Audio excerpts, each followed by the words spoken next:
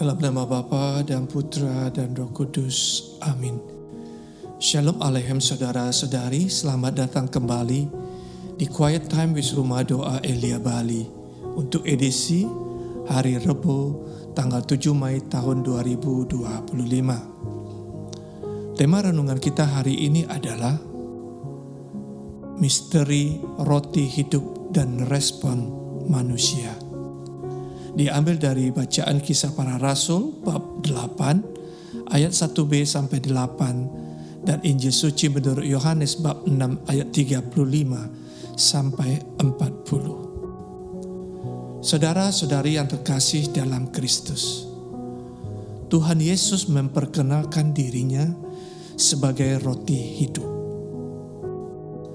yaitu makanan ilahi yang turun dari surga. Ini bukan makanan jasmani, melainkan anugerah kasih Allah yang memberikan hidup kekal. Dalam Injil Suci menurut Yohanes yang kita renungkan hari ini, Tuhan Yesus berkata, "Sebab inilah kehendak Bapa-Ku, yaitu supaya setiap orang yang melihat Anak dan percaya kepadanya beroleh hidup yang kekal, dan supaya Aku membangkitkannya pada akhir zaman."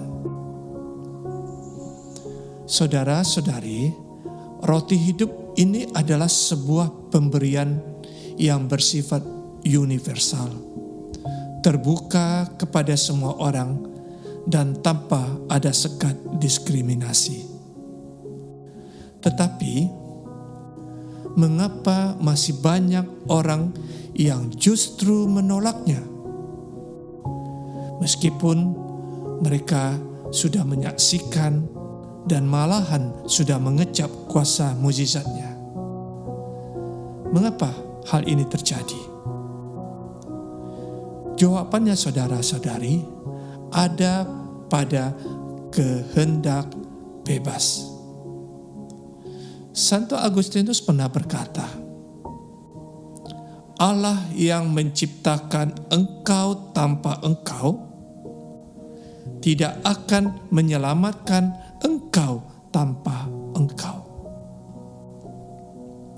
Allah tidak pernah memaksa kasih-Nya berupa roti hidup, tetapi justru karena kasih itu Ia mengundang perubahan. Tetapi banyak orang yang menolaknya. Kasih ilahi ini menuntut pertobatan. Tetapi manusia lebih sering nyaman bertahan dalam zona aman, terikat pada kenikmatan dunia, relasi yang tidak sehat, atau sebuah jabatan yang menyilaukan. Hati kita takut kehilangan.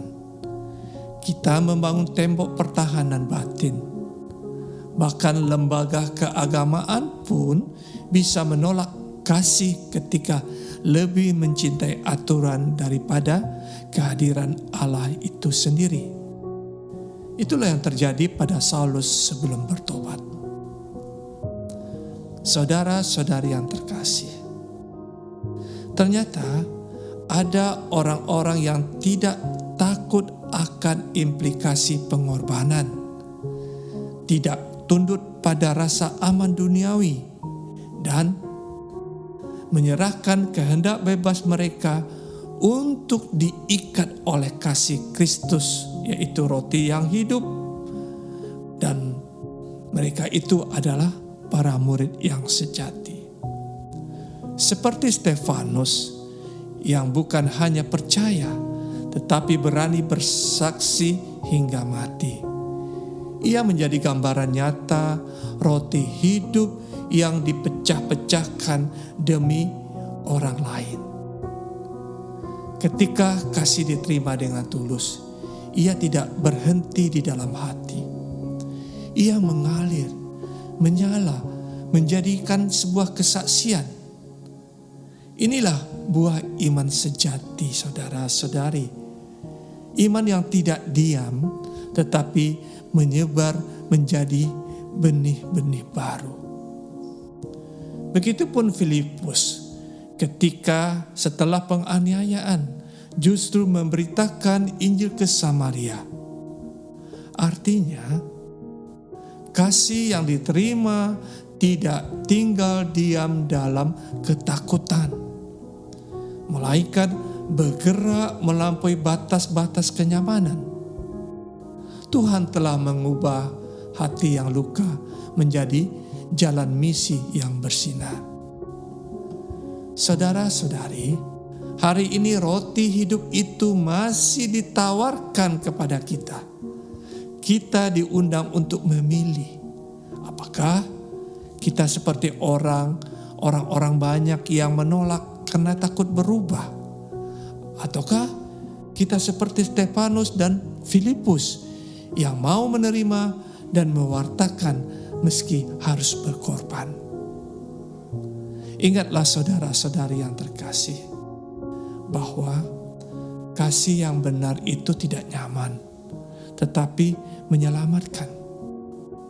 Di balik penolakan selalu ada kesempatan. Di balik pengorbanan ada kemuliaan. Dan di balik salib selalu ada kebangkitan. Mari kita bukan hanya menerima roti hidup itu, tetapi saudara-saudari mewartakannya dengan hidup dan keberanian. Kemuliaan kepada Bapa dan Putra dan Roh Kudus, seperti pada permulaan, sekarang, selalu, dan sepanjang segala abad. Amin. Dalam nama Bapa